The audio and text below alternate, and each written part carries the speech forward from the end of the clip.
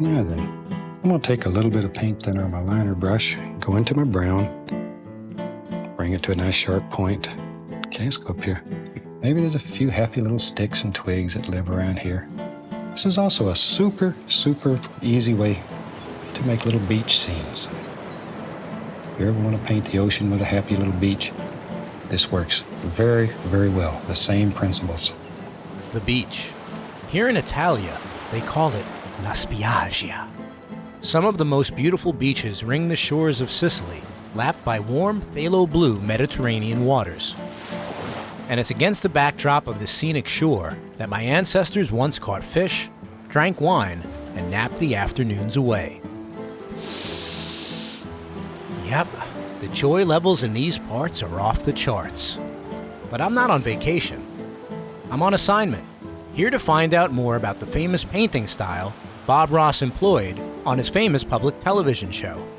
Bob talked about it all the time. This is a wet-on-wet painting technique. This is a wet-on-wet painting technique. Now this is a wet-on-wet technique, so the first thing we're going to do is get the canvas wet. In Italy, it's known as Alla Prima.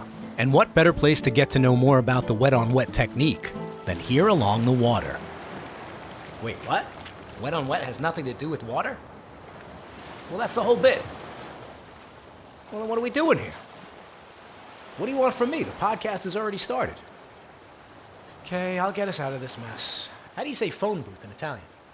Mi scusi, dove è il telefono più vicino? Alla barra cerca sin che arrivi. Bene, bene, andiamo!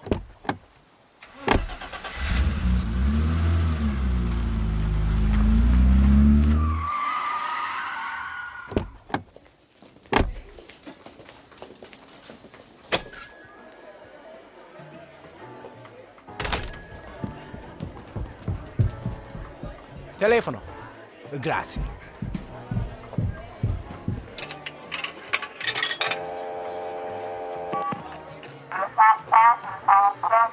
Hello, operator? I want to make a collect call to Birmingham, Alabama.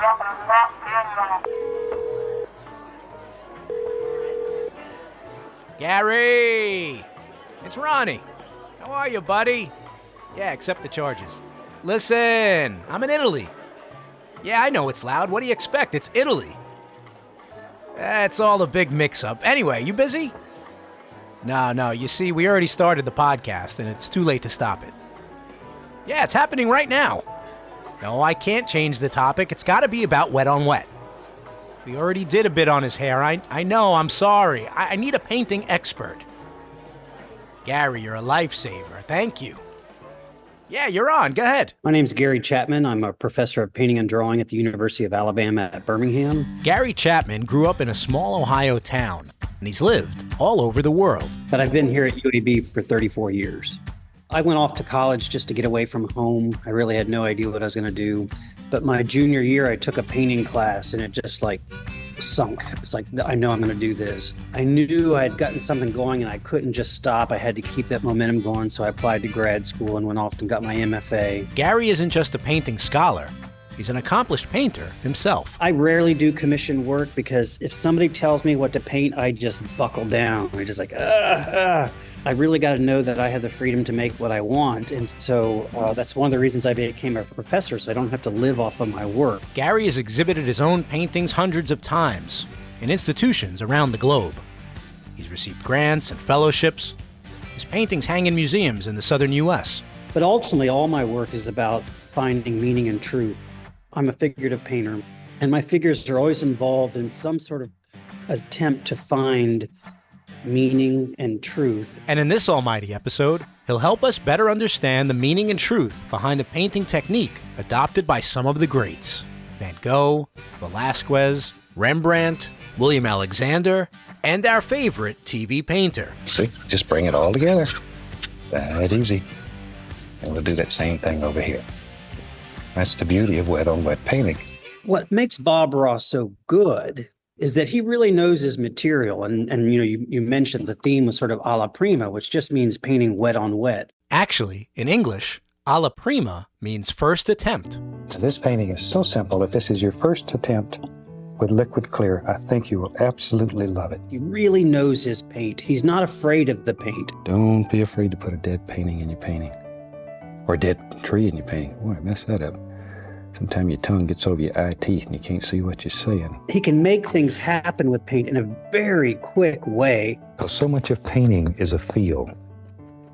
Very quickly, you can feel just by touching the canvas whether your paint's too thick, too thin, you got too much on the brush, and it comes with just a little practice. I liken it to riding a horse. A person who's never ridden a horse is going to jump on, grab onto the reins and try to fight the horse and stay on, and he's going to get bucked off. But if you get on the horse gently and pet it and start moving with the horse slowly, and as the horse moves and starts building the momentum, you want to move with the horse, not against the horse. And that's what Bob Ross does. He understands what the paint can do. He controls the paint by letting the paint do what it naturally does. And so consequently, he can make things happen very dramatically. You can learn to paint this technique faster than any painting technique that I have ever seen. And I think I've tried just about all of them. Acrylic paint, of course, has become sort of the modern paint, although many of us still paint in oil. I teach all my classes in oil. They possess a richness that no other medium possesses.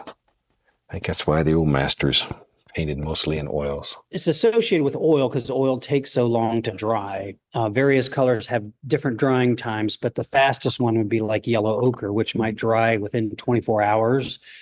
And some of your colors can take as long as a week to dry. So most of the paint is applied wet on wet. And there are some great benefits to that, but there are also some drawbacks. People who are just learning to oil paint, they often refer to oil paint gets muddy. And that's because they overblend and it stays wet longer. So all the paint does touch each other. And if you don't know how to control it, a la Bob Ross, it can get muddy very quickly and become a disaster. We don't want to be mud mixers. But once you learn, a la Bob Ross, what paint can do, you learn to not allow, say, your warm colors to mix with your cool colors while you're painting. He's laying down foundations and he's painting on top of that, knowing that he wants that wet paint to touch wet paint. When wet paint touches each other, you can zip up the edge and these things feel connected.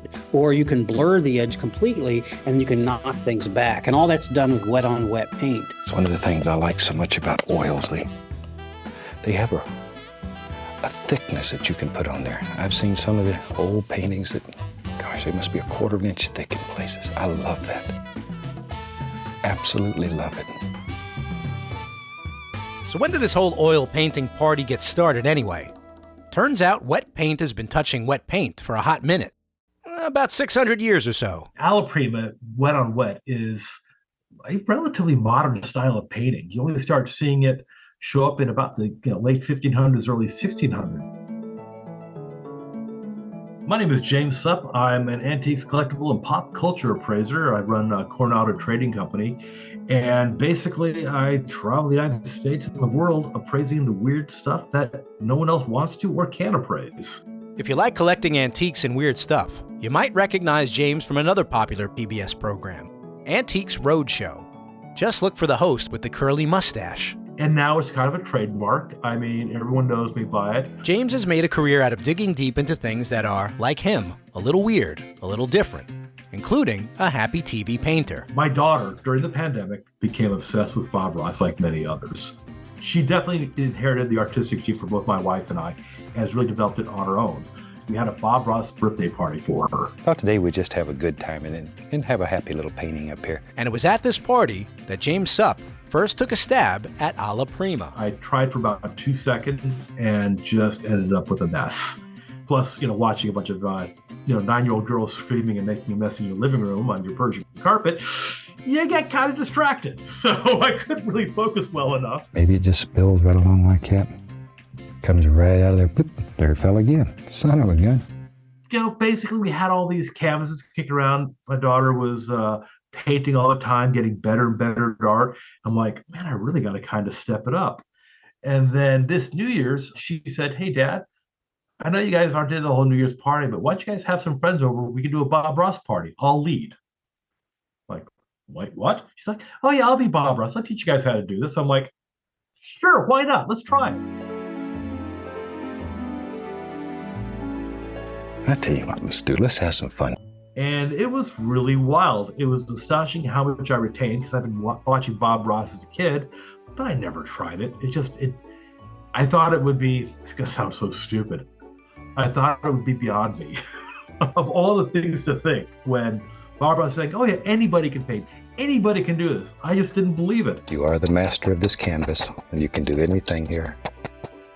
Anything that you want to do. It was really a fascinating thing. I mean, to just be so Bob Ross adjacent for so long, watching as a kid when I was sick, appraising his works on Antiques Roadshow, seeing these things in other places, but never actually having done it till a few months back is just astonishing. True to his antiquarian roots, James Supp has culled as much knowledge about oil painting as he can.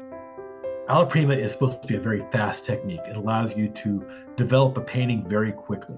What other art techniques are like that? Well, frescoes, which is paint or pigment applied to wet plaster. And that's been around literally thousands of years. The most famous fresco can be found on the ceiling of the Sistine Chapel, Michelangelo's legendary The Creation of Adam. And part of the secret of that is you've got to take your paints, which usually were a pigment just mixed in water, and painting it on wet plaster. You had a very short working time because you had to get the colors on the plaster before it dried. So you've only got a working window of about 2 hours, give or take.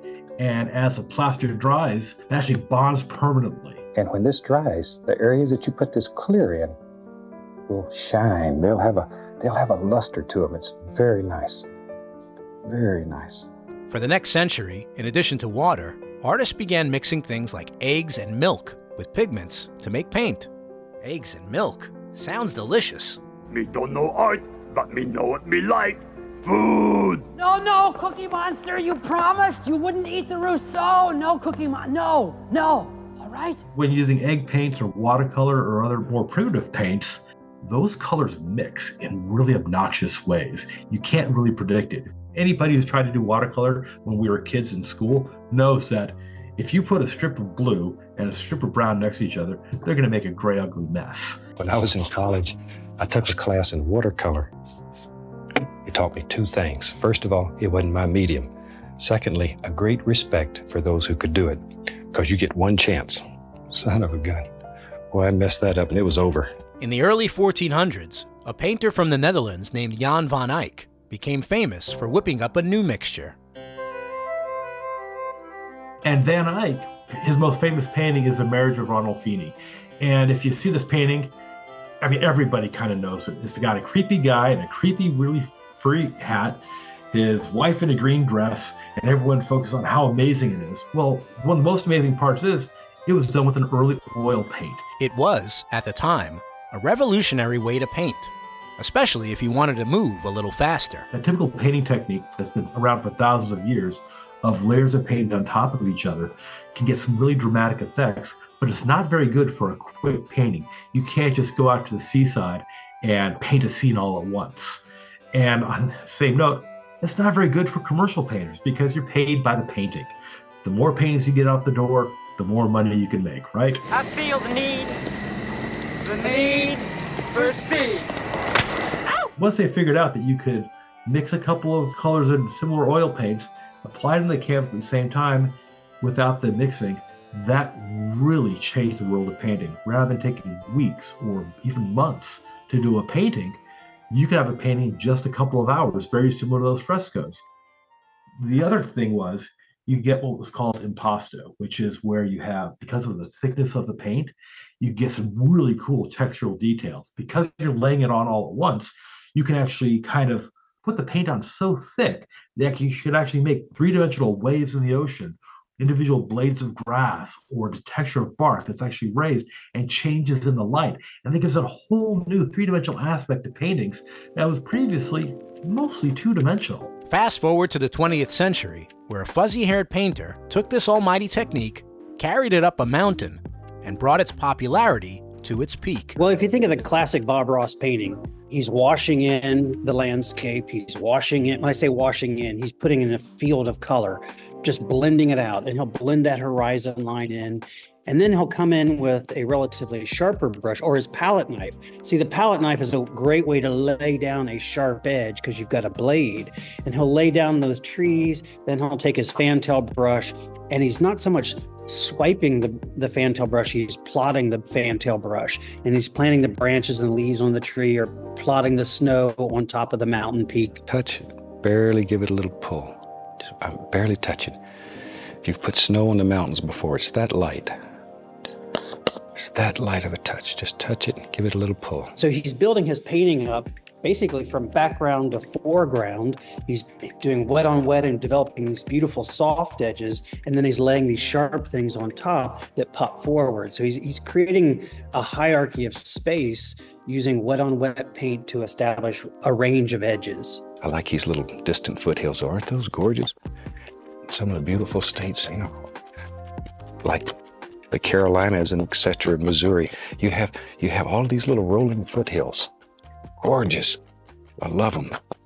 And you can make layer after layer after layer. There's real mastery in his work. One of the things my early painters are afraid to do is they're painting this thing green and they're painting this thing blue, and they're afraid to let them touch. And so I'm constantly saying, zip the edges, make them touch. And that's exactly what Bob Ross does. He's a wet on wet, Alla Prima painter. It's all going on. He knows what he can put here and not make mud. He knows how he can move this and obliterate that edge without creating a problem. He knows he can put something sharp on top of with his palette knife. He's in control, and there's a quality to his work. I really like to paint mountains, and I'd cover up the whole canvas with mountains. And that's not bad when you're learning. Take an old canvas and start at the top and paint all the way down with mountains, and then just zip them right off and do it again. That's the way you learn. If there's a secret to anything, it's practice. Just practice. And you really can do this. It's fascinating. You think about what reality TV has become today, because in some ways that's what he was. He was an early reality TV star. Painting is so great because your imagination on that piece of canvas can become reality. Some people watch just to relax. Some people watch to be amazed by what could happen in a half an hour. And some people watch because they wanted to do it. They wanted to duplicate it. We all need to escape from reality.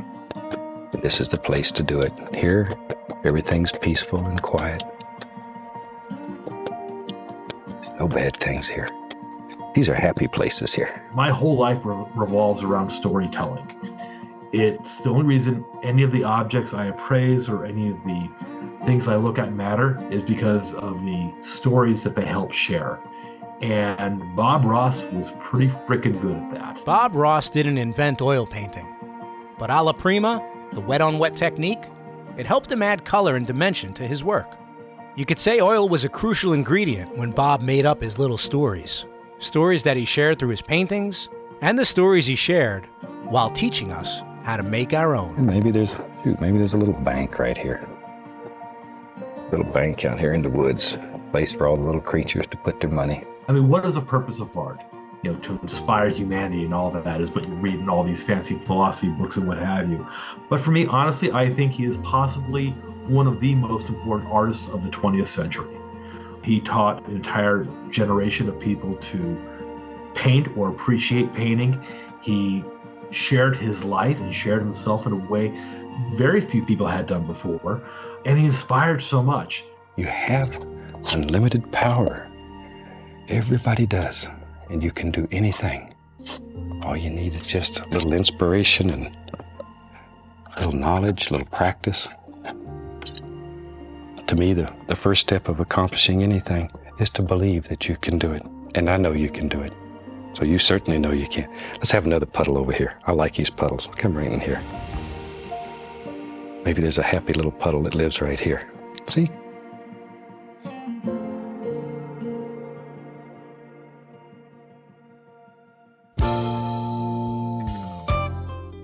The old clock on the wall tells me we've got another finished podcast episode. I want to thank my guests, Gary Chapman and James Supp. Check out Gary's paintings at GaryChapman.com. And if you need someone to appraise your antique tea set or your Battlestar Galactica trading cards, you can look James up at CoronadoTrading.com. This happy little episode was produced with help from James Shapiro at Jansen Media and mixed by Digital Sound and Video of Daytona Beach, Florida. Support your local public television station and say thanks for giving us Bob Ross and the joy of painting. We want to see your paintings. Use hashtag #PaintLikeBobRoss. Bob Ross certified instructors are the only ones that know how to teach you Bob's world-famous painting method. Don't settle for second best. Find a local CRI at bobross.com and then click Take a Class. If you got your own Bob Ross story to tell, I'm the man that wants to hear it. Leave a message at 866-FANBRUSH, or you can send an email to podcast@bobross.com. And you can follow us on Instagram at @BobRoss_The Joy of Painting. I'm Ron Scalzo. The Joy of Bob Ross is written and produced by me, Ron Scalzo, in partnership with Bob Ross Inc. Bob Ross name and images, they're registered trademarks of Bob Ross Inc.